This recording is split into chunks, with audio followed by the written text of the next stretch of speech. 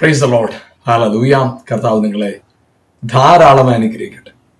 വീണ്ടും നിങ്ങളോടൊപ്പം ദൈവവചനവുമായിട്ടായിരിക്കാൻ സ്വർഗത്തിലെ ദൈവം ആക്കിയതിനാൽ ഞാൻ കർത്താവിനെ നന്ദിയോടെ സ്തുതിക്കുന്നു. നമ്മൾ ദൈവവചനത്തിൽ നിന്ന് ഓരോ നാളും നമ്മൾ പഠിക്കുകയും മനസ്സിലാക്കുകയും ചെയ്യുമ്പോൾ, അതായത് രക്ഷിക്കപ്പെടുക എന്ന് പറയുന്നതിനെ ഒരു മതപരമായ ഭാഷയായിട്ടാണ് എല്ലാവരും കാണുന്നത്. രക്ഷിക്കപ്പെടുക എന്ന് പറയുന്നത് ഒരു മതപരമായ ഭാഷയല്ല. രക്ഷിക്കപ്പെടുക എന്ന് പറയുന്നത് ശരിക്കും അവനവനിലുള്ള ദൈവത്തിന്റെ അംശം, ദൈവത്തെ കണ്ടെത്തുക എന്നുള്ളത്. അതായത് അവനിൽ വസിക്കുന്ന ക്രിസ്തുവിനെ കണ്ടെത്തുക എന്നതിനാണ് ശരിക്കും രക്ഷിക്കപ്പെടുക എന്ന് പറയുന്നത്. ഒരു വ്യക്തി രക്ഷിക്കപ്പെടുക എന്ന് പറയുമ്പോൾ ഏതെങ്കിലും പ്രത്യേക ചില കാര്യങ്ങൾ ചെയ്തു വന്നോ തീർത്തു വന്നോ അതിലൊന്നുമല്ല അർത്ഥമിരിക്കുന്നു. ഒരു വ്യക്തിയുടെ രക്ഷ എന്ന് പറയുന്നത് എപ്പോഴും ആ വ്യക്തിയുടെ ജീവിതത്തിനകത്ത് അവനിൽ വസിക്കുന്ന ദൈവത്തെ കണ്ടെത്തുക, അവനിൽ വസിക്കുന്ന ക്രിസ്തുവിനെ കണ്ടെത്തുക. അതാണ് യഥാർത്ഥത്തിൽ രക്ഷ എന്ന് പറയുന്നത്. അപ്പൊ നമ്മുടെ ജീവിതത്തിനകത്ത് നമ്മൾ രക്ഷിക്കപ്പെടുക എന്ന് പറഞ്ഞാൽ നമ്മൾ എന്താ ചെയ്യേണ്ടത്? നമ്മളിലെ ദൈവത്തെ കണ്ടെത്തണം, നമ്മളിലുള്ള ക്രിസ്തുവിനെ കണ്ടെത്തണം. കണ്ടെത്തുക എന്ന് പറഞ്ഞാൽ മനസ്സിലാക്കുക എന്നേ അർത്ഥം. കാരണം ഓൾറെഡി കർത്താവ് നമ്മുടെ അകത്തുണ്ട്. നമ്മൾ ഈ വചനത്തിൽ വായിക്കുമ്പോൾ, ദൈവവചനത്തിൽ വായിക്കുമ്പോൾ വചനത്തിൽ ഇങ്ങനെയാണ് എഴുതിയിരിക്കുന്നത്: മഹത്വത്തിന്റെ പ്രത്യാശ ക്രിസ്തു നിങ്ങളിലിരിക്കും. നമ്മുടെ ദൈവജനത്തിന് ഒരു കാലഘട്ടത്തിൽ ഉണ്ടായിരുന്ന ഒരു വലിയൊരു അവകാശവാദം. റോമാലേഖനം 9-ാം അധ്യായത്തിന്റെ 4-ാമത്തെ വാക്യത്തിൽ നിന്നാണ് നമ്മൾ ഈ ദിവസങ്ങളിൽ ചിന്തിച്ചുകൊണ്ടിരിക്കുന്നത്. വീണ്ടും നമുക്ക് ആ വാക്യത്തെ തന്നെ ഒന്നുകൂടെ വായിക്കാം. റോമാലേഖനം 9-ാം അധ്യായം അതിന്റെ 4-ാം വാക്യം: അവർ ഇസ്രായേല്യർ പുത്രത്വവും തേജസ്സും നിയമങ്ങളും ന്യായപ്രമാണവും ആരാധനയും വാഗ്ദത്തങ്ങളും അവർക്കുള്ളത്. അപ്പൊ അവിടെ ആ വാക്യത്തിൽ വ്യക്തമായി പറയുന്നത് അവർ ഇസ്രായേല്യർ, പുത്രത്വം അവർക്കുള്ളത്, തേജസ്, അതുപോലെ തന്നെ നിയമങ്ങൾ, ന്യായപ്രമാണം, ആരാധന, വാഗ്ദത്തങ്ങൾ, ഇതെല്ലാം അവർക്കുള്ളത്. ഇവിടെ പുത്രത്വം എന്ന് പറയുമ്പോൾ നാം മനസ്സിലാക്കേണ്ട ഒരു കാര്യം, പുത്രത്വം എന്ന് പറയുന്നത് ശരിക്കും നമുക്കറിയാം, ഒരു മാതാവിന്റെയും പിതാവിന്റെയും സ്വത്തിലും മറ്റെല്ലാ കാര്യത്തിലും അടുത്ത തലമുറക്കാരനാണ് പുത്രൻ, സീഡ്. ഈ പുത്രത്വം എന്ന് പറയുമ്പോൾ നമ്മുടെ ഉള്ളിൽ പെട്ടെന്ന് നമ്മൾ മനസ്സിലാക്കേണ്ട ഒരു കാര്യം, ദൈവത്തിന്റെ അവകാശി, ദൈവത്തിന്റെ സകല നന്മകൾക്കും അനുഗ്രഹത്തിനും അവകാശി, ദൈവിക വാഗ്ദത്തങ്ങളുടെ അവകാശി, ദൈവം പ്രഖ്യാപിച്ചിട്ടുള്ള സകല നന്മകളെയും അവകാശി എന്ന അർത്ഥത്തിൽ വേണം ഈ വചനത്തെ മനസ്സിലാക്കാനായിട്ട്. അപ്പൊ അങ്ങനെ ഇവിടെ മനസ്സിലാക്കുമ്പോൾ നമുക്കിവിടെ മനസ്സിലാക്കാൻ കഴിയുന്ന ഒരു കാര്യമുണ്ട്. പുത്രത്വം അവർക്കുള്ളത്, അതായത് ദൈവത്തിൽ നിന്നുള്ള സകല നന്മകൾക്കും അധികാരങ്ങൾക്കും അവകാശം അവർക്ക് മാത്രമാണെന്നാണ് അവിടെ പറയുന്നത്. എന്നാൽ അതങ്ങനെയാണോ? നമുക്ക് വചനത്തിൽ നിന്ന് വായിക്കുമ്പോൾ ലൂക്കോസിന്റെ സുവിശേഷത്തില് അതിന്റെ 3-ാമത്തെ അധ്യായത്തിൽ ഇങ്ങനെയാണ് വചനത്തിൽ എഴുതിയിരിക്കുന്നത്: പുത്രത്വം അവർക്കുള്ളത്. ആദമിനെ കുറിച്ച് പറയുന്ന ഒരു കാര്യമുണ്ട്. അതെ, ലൂക്കോസിന്റെ സുവിശേഷം 3-ാമത്തെ അധ്യായത്തിന്റെ 38-ാം വാക്യം. ആദാം ദൈവത്തിന്റെ മകൻ. അവിടെ പറയുന്നത് ആദാമിനെ ദൈവത്തിന്റെ മകൻ എന്നാണ് പരിചയപ്പെടുത്തുന്നത്. ഇപ്പൊ ദൈവത്തിന്റെ മകൻ, ആദാമിനെ ദൈവത്തിന്റെ മകൻ എന്ന് പറയുമ്പോൾ ആദാമിനെ കുറിച്ച് നമ്മൾ കാണുന്ന ഒരു കാര്യം ഇതാണ്. 1-ാം അധ്യായം 26-ാം വാക്യം. ദൈവം പറഞ്ഞൊരു കാര്യമാണ്, നാം നമ്മുടെ സ്വരൂപപ്രകാരവും സാദൃശ്യപ്രകാരവും മനുഷ്യനെ ഉണ്ടാക്കുക എന്ന് പറഞ്ഞു. 28-ാം വാക്യത്തിൽ പറയുന്നത് ദൈവം തന്റെ സ്വരൂപത്തിലും സാദൃശ്യത്തിലും മനുഷ്യനെ ഉണ്ടാക്കി അവരെ അനുഗ്രഹിച്ചു. അപ്പൊ അവിടെ തന്റെ സ്വരൂപവും സാദൃശ്യവും ചുമക്കുന്ന പുത്രനായിട്ട് ആദാമിനെ നമുക്കിവിടെ കാണാൻ സാധിക്കും. എന്നാൽ ആ പുത്രനായിരുന്ന ആദാം എപ്പോഴാണോ ദൈവം കൽപ്പിച്ചിരുന്ന കൽപ്പന ലംഘിച്ചത്, ആ കൽപ്പനയുടെ ലംഘനത്തിലൂടെ പുത്രൻ എന്ന പദവിയിൽ നിന്ന് മാറി. അതായത് ദൈവം നൽകിയിരുന്ന സകല സ്വാതന്ത്ര്യവും ആദാമിനുണ്ടായിരുന്നു. ആ തോട്ടത്തിലുള്ള സകല വൃക്ഷത്തിന്റെ ഫലവും ഭക്ഷിക്കാം. അതിനെല്ലാം അപ്പുറമായി എത്രയോ വലിയൊരു ഭാഗ്യമാണ് എല്ലാ ദിവസവും ദൈവത്തോടുള്ള കൂട്ടായ്മ. അതെന്തിനേക്കാളും വലുതല്ലേ? ലോകത്തിലൊരു മനുഷ്യന് ലഭിക്കാവുന്ന ഏറ്റവും വലിയൊരു കാര്യമല്ലേ ദൈവത്തോടുള്ള നിരന്തരമായ ഒരു സമ്പർക്കം, കൂട്ടായ്മ? എത്ര വലുതാണ്! അങ്ങനെ അത്രയും വലിയൊരു കൂട്ടായ്മയുടെ, അത്രയും വലിയ ഒരു ബന്ധത്തിന് അവകാശിയായിരുന്ന ആദാം ഈ നന്മകളെല്ലാം നഷ്ടപ്പെടുത്തി. എന്താണ്? അതായത് ദൈവത്തോടുണ്ടായിരുന്ന കൂട്ടായ്മ, ദൈവം വാഗ്ദത്തം ചെയ്തിരുന്ന വാഗ്ദത്തങ്ങൾ, ദൈവം സൃഷ്ടിച്ച സൃഷ്ടിയുടെ മനോഹാരിത, അത് അനുഭവിക്കാനുള്ള പദവി, ഇതെല്ലാം ആദാമിന് ഒരു തെറ്റിലൂടെ നഷ്ടപ്പെട്ടു. എന്നാൽ നമുക്ക് പിന്നത്തതിൽ കാണാൻ കഴിയുന്നത്, ദൈവം അബ്രഹാമിനോട് ദൈവം വാഗ്ദത്തം ചെയ്യുകയാണ്, ഞാൻ നിന്നെ അനുഗ്രഹിച്ച് നിന്നെ വലിയ ജാതിയാണ്. അബ്രഹാമിന് ദൈവം കൊടുത്ത വാഗ്ദത്തമാണ്, ഞാൻ നിന്നെ അനുഗ്രഹിക്കും. ആദമിനെ അനുഗ്രഹിച്ചു, നോഹയെ അനുഗ്രഹിച്ചു. പക്ഷെ അബ്രഹാമിന് ദൈവം വാഗ്ദത്തം കൊടുത്തു, ഞാൻ നിന്നെ അനുഗ്രഹിക്കും. അതായിരുന്നു ദൈവത്തിന്റെ വാഗ്ദത്തം. അനുഗ്രഹിക്കുമെന്ന വാഗ്ദത്തം പ്രാപിച്ചവനായ അബ്രഹാമിന്റെ സന്തതിയും. നമുക്ക് കാണാൻ കഴിയുന്ന ഒരു കാര്യം ഇതാണ്, ദൈവം മോശയെ തന്റെ ജനത്തിന്റെ വിടുതലിനായിട്ട് അയച്ചപ്പോ ഫറവോന്റെ അടുക്കലേക്കാണ് ദൈവം അയച്ചത്. അങ്ങനെ ഫറവോന്റെ അടുക്കലേക്ക് മോശയെ അയക്കാനായിട്ട് ദൈവം മോശയ്ക്ക് പ്രത്യക്ഷനായപ്പോ, നമുക്ക് പുറപ്പാട് പുസ്തകത്തിന്റെ 4-ാം അധ്യായത്തിൽ 22-ാം വാക്യം, യഹോവ ഇപ്രകാരം അരുളിച്ചെയ്യുന്നു, ഇസ്രായേൽ എന്റെ പുത്രൻ, എന്റെ ആദ്യജാതൻ തന്നെ, എനിക്ക് ശുശ്രൂഷ ചെയ്യുവാൻ എന്റെ പുത്രനെ വിട്ടയക്കണമെന്ന് ഞാൻ നിന്നോട് കൽപ്പിക്കുന്നു. അപ്പൊ അവിടെ മോശയോട് ദൈവം പറയുന്നൊരു കാര്യം, നീ എന്ത് ചെയ്യണം? അവിടെ ചെന്നിട്ട് ഫറവോനോട് പറയണം. എന്തു പറയണം?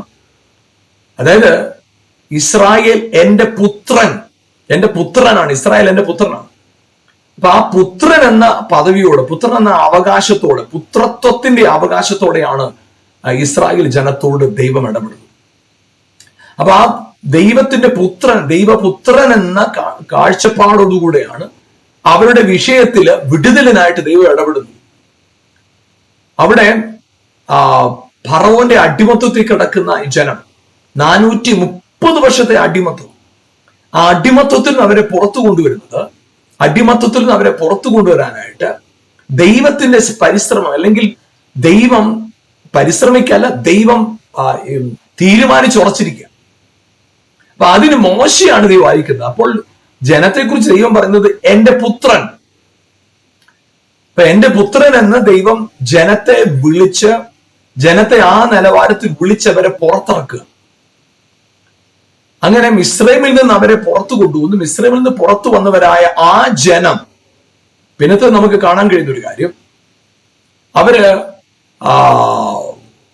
സീനായ് മലയിൽ വെച്ച് ദൈവം അവർക്ക് ഉടമ്പടി ചെയ്തു, അവരുമായിട്ട് ഉടമ്പടി ചെയ്തു, ഒരു കവനന്റ്. ആ കവനന്റിനകത്ത് ദൈവം ഒരു കാര്യം ചെയ്തു, കൽപ്പനകളെ കൊടുത്തു. കാരണം പുത്രൻ എന്ന പദവിയിൽ നിന്ന് ദൈവം അവരെ പുത്രൻ എന്ന നിലയിൽ തന്നെ കാണുമ്പോ ജനത്തിന് ദൈവത്തെ പിതാവായിട്ട് കാണാൻ കഴിയാത്ത ഒരു അവസ്ഥയിൽ അവരെത്തി. അവർക്ക് ദൈവത്തോട് ആ ഒരു നിലയിലുള്ള ബന്ധമില്ലാതെ അവര് ദൈവിക വാക്തത്വങ്ങളെ മാത്രമല്ല, ദൈവിക കരുതലിനെ, ദൈവിക പദ്ധതിയെ പോലും ചോദ്യം ചെയ്യും.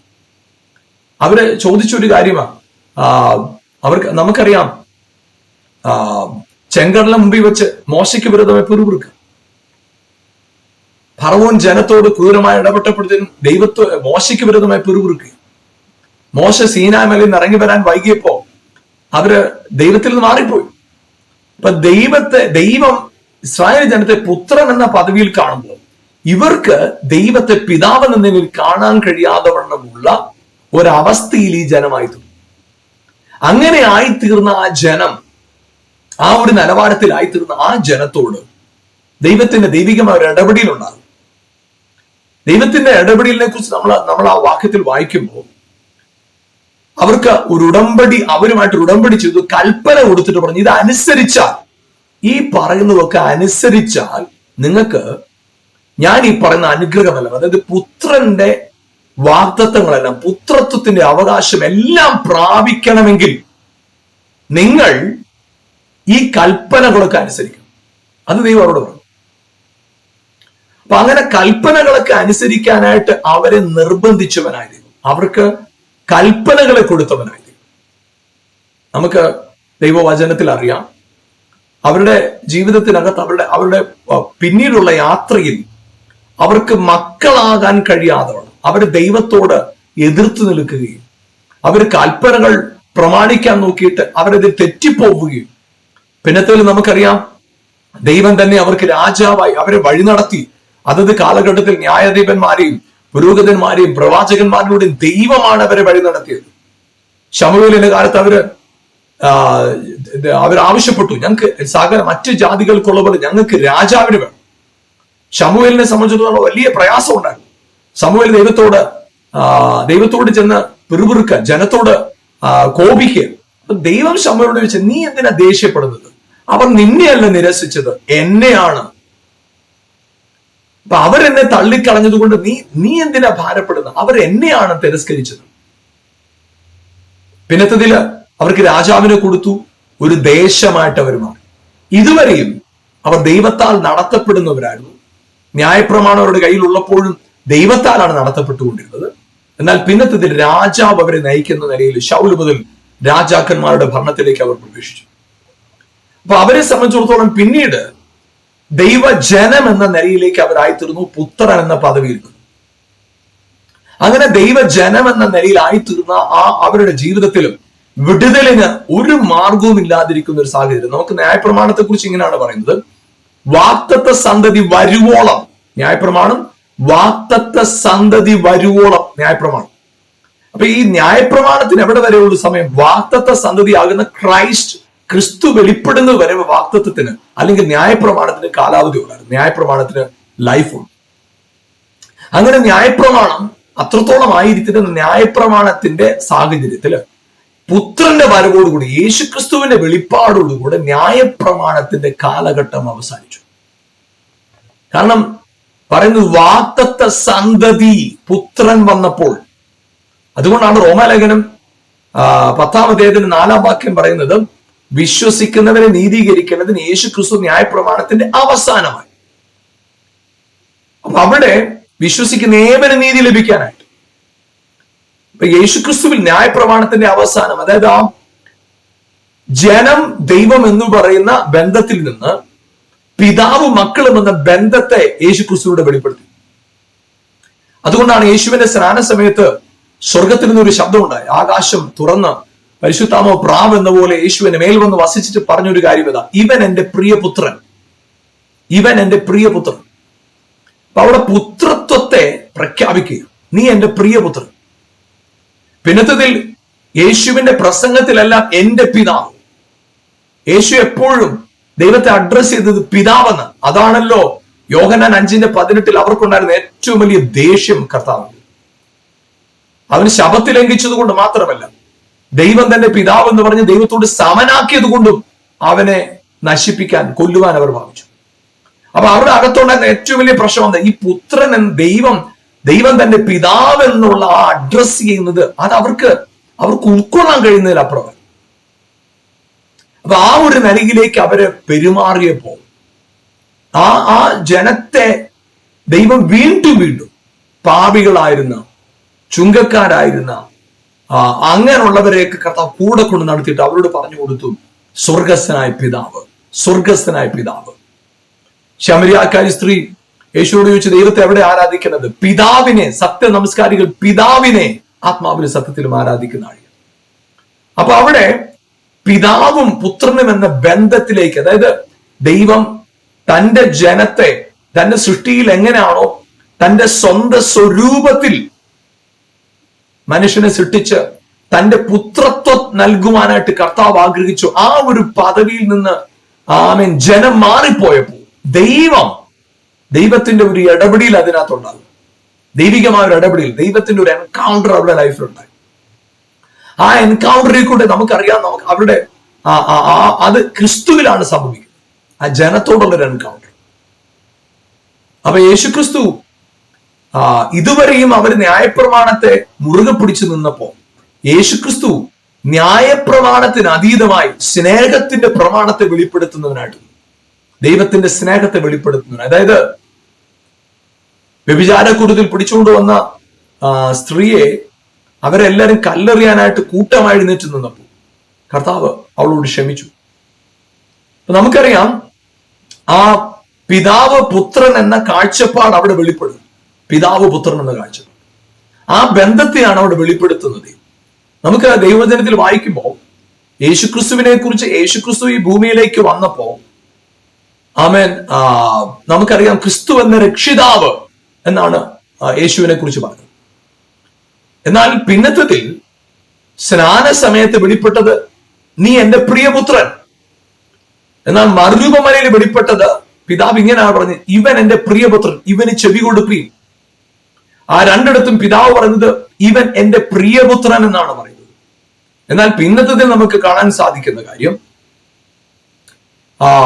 യേശുക്രിസ്തുവിന്റെ ശുശ്രൂഷയിൽ, യേശുക്രിസ്തുവിന്റെ ആരംഭ ശുശ്രൂഷയിൽ, യേശുക്രിസ്തുവിന്റെ ഗിരിപ്രഭാഷണത്തിൽ യേശുക്രിസ്തു പിതാവിനെ കുറിച്ച് വളരെ വ്യക്തമായവരെ പഠിപ്പിക്കുക. എന്നാൽ യേശുവിന്റെ ക്രൂശില് യേശു പരസ്യമായി വിളിച്ചത്, പിതാവേ ഇവർ ചെയ്യുന്നത് എന്തെന്നറിയാൽ ഇവരോട് ക്ഷമിക്കണം. അവസാനമായി യേശു പറഞ്ഞത്, പിതാവേ എന്റെ ആത്മാവിനെ അങ്ങയുടെ കരങ്ങളിൽ ഫലമേൽപ്പിക്കും. അപ്പൊ അവിടെ യേശുക്രിസ്തു വെളിപ്പെടുത്തിയത് ആദമിൽ ദൈവം ആഗ്രഹിച്ചിരുന്ന പുത്രത്വം, ഇസ്രായേൽ ജനത്തെ ദൈവം കണ്ടിരുന്ന പുത്രത്വം, ആ പുത്രത്വത്തിന്റെ അധികാരത്തോടെ യേശു വന്ന് നിന്നിട്ട് അവർക്ക് ഒന്നടങ്കം കാണിച്ചു കൊടുത്തൊരു കാര്യമാണ് പിതാവിനെ സ്നേഹിക്കുന്ന, പിതാവിനെ ഇമിറ്റേറ്റ് ചെയ്യുന്ന, പിതാവിനെ വെളിപ്പെടുത്തുന്ന പുത്രൻ ആരാണെന്ന് യേശുക്രിസ്തു വെളിപ്പെടുത്തി. അതേ പ്രിയപ്പെട്ടവരെ, അതാണ് യേശുവിൽ വെളിപ്പെട്ടത്. അങ്ങനെ പുത്രൻ ആരാണെന്ന് യേശുവിൽ കൂടെ വെളിപ്പെട്ടിട്ട് യോഹന്നാന്റെ സുവിശേഷം 1:12 അവനെ കൈക്കൊണ്ട് അവന്റെ നാമത്തിൽ വിശ്വസിക്കുന്ന ഏവർക്കും ദൈവ മക്കളാകുവാൻ അവൻ അധികാരം. അപ്പൊ അവിടെ വ്യക്തമായി പറയുന്നത് അവനെ കൈക്കൊണ്ട് അവന്റെ നാമത്തിൽ വിശ്വസിക്കുന്ന ഏവർക്കും. ഇവിടെ നമുക്ക് വാക്യത്തിൽ വളരെ വ്യക്തമായിട്ട് കാണാൻ സാധിക്കും, അവനെ കൈക്കൊണ്ട് അവന്റെ നാമത്തിൽ വിശ്വസിക്കുക. പ്രിയപ്പെട്ടവരെ, നിങ്ങളുടെ ജീവിതത്തിൽ ഹല്ലേലൂയ ദൈവത്തിന്റെ മുഴുവൻ അവകാശവും പ്രാപിക്കുവാനായിട്ട്, ദൈവത്തിന്റെ അധികാരം, ദൈവിക അഭിഷേകം, ദൈവിക കൃപ, ദൈവിക മഹത്വം, ഇത് മുഴുവൻ പ്രാപിച്ചെടുക്കുവാനായിട്ട് നമ്മുടെ പ്രവർത്തികളല്ല കർത്താവ് ആഗ്രഹിക്കുന്നത്. അവന്റെ പുത്രനിൽ വിശ്വസിക്കുന്ന ഏവനും നശിച്ചു പോകാതെ നിത്യജീവൻ പ്രാപിക്കത്തക്കവണ്ണം ലോകത്തിലേക്ക് ക്രിസ്തുവിനെ തരുവാൻ തക്കവണ്ണം സ്നേഹിച്ചവനായ ദൈവം. ആ യേശുവിനെ ഒരു വ്യക്തി വിശ്വസിക്കുമ്പോൾ ആ വിശ്വാസത്തിലൂടെ നമ്മളിൽ സംഭവിക്കുന്ന കാര്യം എന്താ പറയുക? പുത്രത്വം നമ്മൾ പ്രാപിച്ചെടുക്കാം, പുത്രന്മാരായി മാറുക. ഹല്ലേലൂയ, പുത്രന്മാരായി തീരുക. Price God, hallelujah. പ്രിയപ്പെട്ട ആ പുത്രത്വം പ്രാപിക്കാനായിട്ട്, ആ പുത്രന്മാരായി തീരാനായിട്ട്, ഹല്ലേലൂയ, നമ്മൾ എന്താ ചെയ്യേണ്ടത്? വളരെ വ്യക്തമായിട്ട് ഇവിടെ പറയുന്നു, അവനെ കൈക്കൊണ്ട് അവന്റെ നാമത്തിൽ വിശ്വസിക്കുന്ന ഏവർക്കും ദൈവ മക്കളാകാൻ അവൻ അധികാരം. ഇത് തന്നെ 1 യോഹന്നാന്റെ ലേഖനം 5-ാം ഇങ്ങനെ പറഞ്ഞു, യേശുവിനെ ക്രിസ്തു എന്ന് വിശ്വസിക്കുന്ന ഏവനും ദൈവത്തിൽ നിന്ന് ജനിച്ചിരിക്കുന്നു. ഇപ്പൊ യേശുവിനെ ക്രിസ്തു എന്ന് വിശ്വസിക്കുന്ന ഒരു വ്യക്തി ദൈവത്തിൽ നിന്ന് ജനിച്ചവനാണ്, ദൈവത്തിന് ജനിച്ചവൻ. അപ്പൊ അങ്ങനെ യേശുവിനെ ക്രിസ്തു എന്ന് വിശ്വസിക്കുമ്പോൾ എങ്ങനെയാണ് ഞാൻ ദൈവത്തിൽ നിന്ന് ജനിക്കുന്നത്? അതായത് യേശുവിന്റെ പുറമെ നമ്മൾ കാണുമ്പോൾ അവനെ ശാരീരികമായി കാണുമ്പോൾ യേശു, എന്നാൽ അവന്റെ സ്വഭാവം, ദിവ്യ സ്വഭാവത്തെ നമ്മൾ നോക്കുമ്പോൾ അവനുള്ളിൽ വസിച്ച് ആത്മാവ് സംബന്ധമായി ക്രിസ്തു, പിതാവ്, ഹല്ലേലൂയ, ദൈവം, അകത്തെ ആത്മാവ് സംബന്ധിച്ച് ക്രിസ്തു.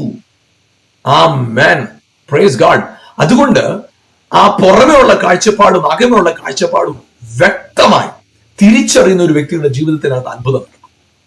അതായത് അങ്ങനെ യേശുവിൽ ക്രിസ്തു, ദൈവത്തിന്റെ ആത്മാവ്, ദൈവത്തിന്റെ നേച്ചർ യേശുവിൽ വസിച്ചെങ്കിൽ അതേ ദൈവത്തിന്റെ നേച്ചർ എന്റെ അകത്ത് വസിക്കുന്നു എന്ന് തിരിച്ചറിയുന്നവൻ ദൈവത്തിൽ നിന്ന് ജനിച്ചവൻ.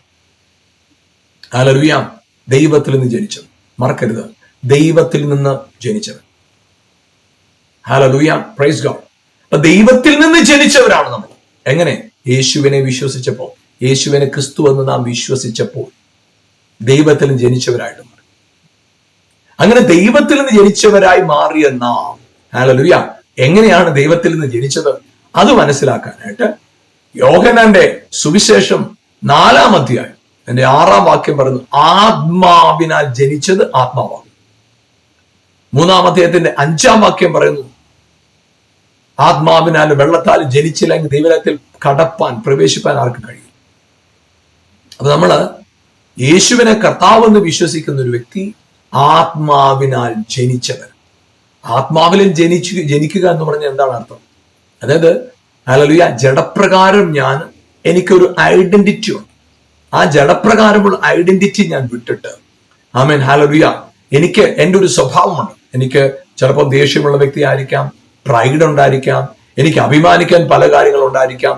ഞാൻ നിൽക്കുന്ന സമൂഹം വലുതാണ്, എൻ്റെ എൻ്റെ എൻ്റെ സമൂഹത്തിൽ എൻ്റെ പദവി വലുതാണ്, എൻ്റെ വിദ്യാഭ്യാസ യോഗ്യത വലുതാണ്, എൻ്റെ പാരമ്പര്യം വലുതാണ്. ഒരുപാട് കാര്യങ്ങൾ പറയാനുണ്ടേക്കാം. പക്ഷെ അതിന് അതീതമായിട്ട് ഇല്ല, അതെല്ലാം എനിക്ക് പറയാനുണ്ടെങ്കിലും എനിക്കിപ്പോ പറയാനൊരു കാര്യമുണ്ട്. ജഡപ്രകാരം ഞാൻ ഒന്നിലും പ്രശംസിക്കുന്നില്ല, അതെല്ലാം താൽക്കാലികമാണ്. പക്ഷെ ഈ ജഡപ്രകാരം എനിക്ക് ഉള്ള പദവികളെല്ലാം എന്റെ അകത്തു വസിക്കുന്ന ക്രിസ്തുവിന്റെ ആത്മാവിനെ പ്രവർത്തിക്കുവാനായിട്ട് കർത്താവ് നൽകിയിരിക്കുന്ന പ്ലാറ്റ്ഫോമാണത് എന്ന് തിരിച്ചറിയുന്ന ഒരുവനിൽ അവസ്ഥ മാറും. ആമേൻ, പ്രൈസ് ഗോഡ്. അവനിൽ അവസ്ഥ മാറും. അതുകൊണ്ട് പ്രിയപ്പെട്ടവരെ, നിങ്ങളുടെ ജീവിതത്തിൽ, നമ്മുടെ ജീവിതത്തിനകത്ത് എവിടെയെങ്കിലും ഒരു പോയിന്റിൽ, നമ്മുടെ ജീവിതത്തിനകത്ത് എവിടെയെങ്കിലും നമ്മൾ തെറ്റിപ്പോയിട്ടുണ്ടെങ്കിൽ അത് ഹല്ലേലൂയ പാപം ചെയ്തത് കൊണ്ടല്ല. ആ പാപത്തിന് കാരണമായ അവിശ്വാസം, തിരിച്ചറിവില്ലായ്മ, നിങ്ങൾ ക്രിസ്തുവിന്റെ ആത്മാവിൽ ദൈവാനുരൂപമായി സൃഷ്ടിക്കപ്പെട്ടവരാണെന്നുള്ള അറിവ് നമുക്കില്ലാതെ പോയത്, മഹത്വത്തിന്റെ പ്രത്യാശയായ ക്രിസ്തു നമ്മുടെ ഉള്ളിലുണ്ടെന്നുള്ള അറിവ് നമുക്കില്ലാതെ പോയതാണ് യഥാർത്ഥത്തിൽ നമ്മുടെ ജീവിതത്തിന്റെ അവസ്ഥകൾ നമ്മൾ സ്ട്രഗിൾ ചെയ്യാനുള്ള കാരണം, നമ്മൾ പാപം ചെയ്യാനുള്ള കാരണം. ഇവിടെ റോമാലേഖനം 8-ാം അധ്യായത്തിന്റെ 15-ാം വാക്യം വളരെ പ്രസക്തമാണ്.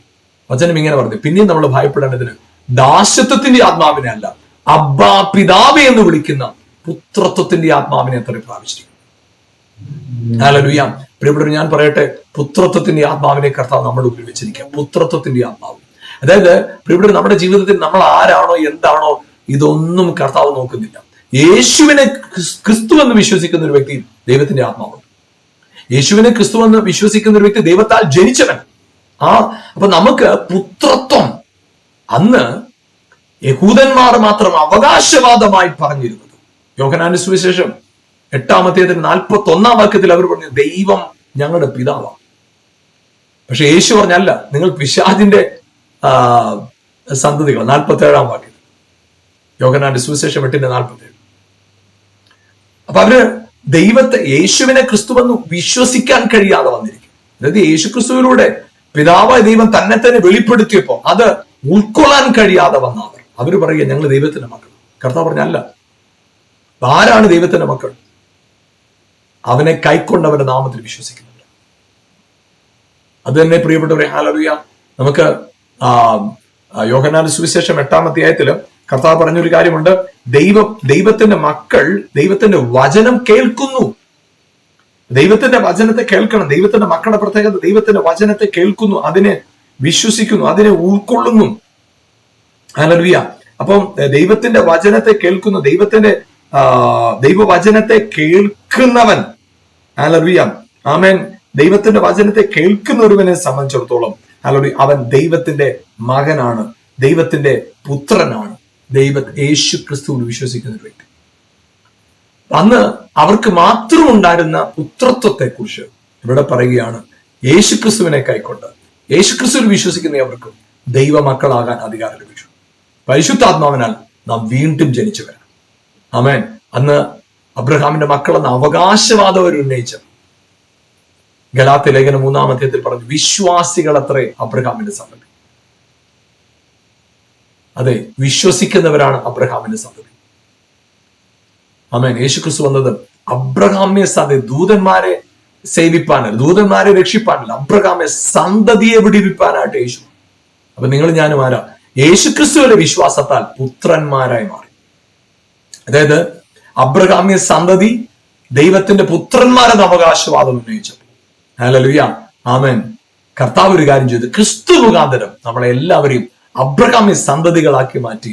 ക്രിസ്തുവിലൂടെ നമ്മൾ മക്കളായി തീർന്നു, പുത്രന്മാരെന്ന പദവിയിലേക്ക് നിങ്ങൾ ഞാനും ആയി തീർന്നു. പ്രിയപ്പെട്ടവർ, നിങ്ങൾ മറക്കരുത്, നിങ്ങളുടെ എന്റെയും ജീവിതത്തിനകത്ത് ഏറ്റവും അത്ഭുതകരമായി, ഏറ്റവും ശ്രേഷ്ഠകരമായി കർത്താവ് ഒരുക്കിയിരിക്കുന്ന ഒരു പദവിയാണ് പുത്രത്വം എന്ന് പറയുന്നത്. ഹല്ലേലൂയ.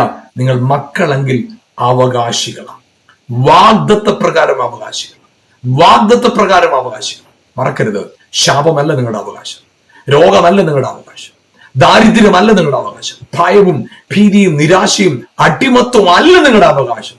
നിങ്ങൾ ക്രിസ്തുവിൽ അനുഗ്രഹിക്കപ്പെട്ടവരാണ്, ക്രിസ്തുവിൽ നിങ്ങൾ മാനിക്കപ്പെട്ടവരാണ്.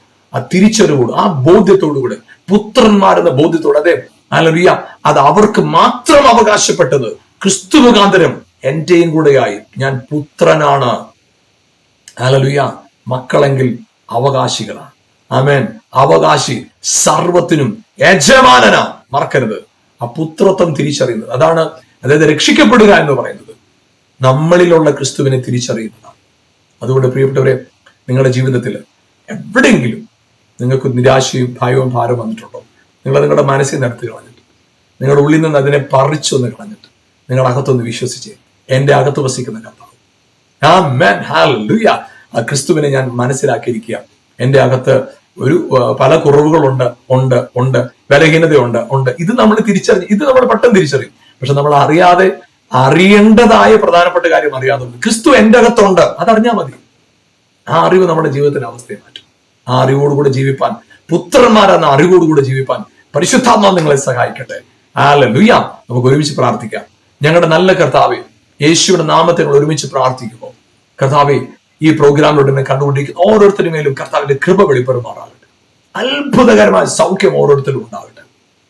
കർത്താവേ, മക്കളുടെ അവകാശം, ആ പുത്രത്വം, സ്വാതന്ത്ര്യം, ജീവൻ, വിടുതൽ, രക്ഷ, അത്ഭുതം ഓരോരുത്തരിലും സംഭവിക്കട്ടെ. കർത്താവ്, എല്ലാ ബലഹീനതകളും യേശുവിന്റെ നാമത്തിൽ മാറിപ്പോട്ടെ. അസാധാരണമായ വിടുതൽ ഇപ്പോൾ തന്നെ സംഭവിക്കട്ടെ. കർത്താവ്, രോഗങ്ങൾ മാറട്ടെ, ശാപം മാറിപ്പോട്ടെ. ഇപ്പോൾ തന്നെ യേശുവിന്റെ നാമത്തിൽ ഈ കണ്ടുകൊണ്ടിരിക്കുന്ന ഓരോരുത്തരുടെ മേലും അത്ഭുതകരമായ സൗഖ്യം ഉണ്ടാകട്ടെ. ആ ബലഹീനതകൾ അഴിഞ്ഞു മാറട്ടെ, ഭാരങ്ങൾ മാറട്ടെ, നിരാശകൾ മാറട്ടെ. പ്രത്യേകിച്ച് കർത്താവ്, അടിമത്വത്തിന്റെ സെൽഫ് പിറ്റി, അയ്യോ എന്റെ കഴിഞ്ഞകാല ജീവിതത്തെ ഇങ്ങനെ സംഭവിച്ചുകൊണ്ട് ഞാൻ ആകെ തകർന്നിരിക്കുകയാണ്, എനിക്കൊരു വ്യക്തിത്വമില്ല, എനിക്ക് സ്വസ്ഥതയില്ല, എനിക്കൊരു സമൂഹത്തിൽ എനിക്ക് വിലയില്ല, അങ്ങനെ തങ്ങളെ കുറിച്ച് വളരെ മോശമായിട്ട് അവരവരെ കുറിച്ച് ചിന്തിച്ച് എല്ലാറ്റിലും പുറകോട്ട് മാറി നിൽക്കുന്നവർക്ക് പ്രാർത്ഥിക്കുന്നു. യേശുവിന്റെ നാമത്തിൽ ഇപ്പോൾ തന്നെ ക്രിസ്തുവിൽ അവരുടെ ഐഡന്റിറ്റി അവരെ തിരിച്ചറിയട്ടെ, അവർ എഴുന്നേറ്റ് പ്രകാശിക്കട്ടെ. കർത്താവ്, ഈ കാലഘട്ടത്തിൽ അവർ അനുഗ്രഹമായി തീർക്കുന്നതിനായിട്ട് സ്തോത്രം. കൃപയിൽ പൊതിയണം. മഹത്വം അർഹപ്പെട്ട കുഞ്ഞാൻ അർപ്പിക്കുന്നു യേശുവിൻ നാമത്തിൽ തന്നെ പിതാവേ. ആമേൻ, ആമേൻ. Praise God. ഹല്ലേലൂയ. പ്രിയപ്പെട്ടവരെ, ഈ വചന ശുശ്രൂഷ നിങ്ങൾക്ക് അനുഗ്രഹമായിരുന്നു എന്ന് ഞങ്ങൾ നിശ്ചയമായി വിശ്വസിക്കുന്നു. നിങ്ങളുടെ പ്രാർത്ഥനകളും നിങ്ങളുടെ സാക്ഷ്യങ്ങളും ഞങ്ങളുമായി പങ്കുവെക്കുക, നിങ്ങളുടെ കൂടെ പ്രാർത്ഥിക്കാൻ ഞങ്ങളും ആഗ്രഹിക്കുന്നു. ഞങ്ങളുടെ പുസ്തകങ്ങൾ സൗജന്യമായി ലഭിക്കാൻ ഞങ്ങളുമായി ബന്ധപ്പെടുക. നിങ്ങൾക്ക് ആ പുസ്തകങ്ങൾ സൗജന്യമായി ലഭിക്കുന്നതാണ്. ഈ പ്രോഗ്രാം മറ്റുള്ളവർക്ക് പരിചയപ്പെടുത്തുകയും ചെയ്യുക.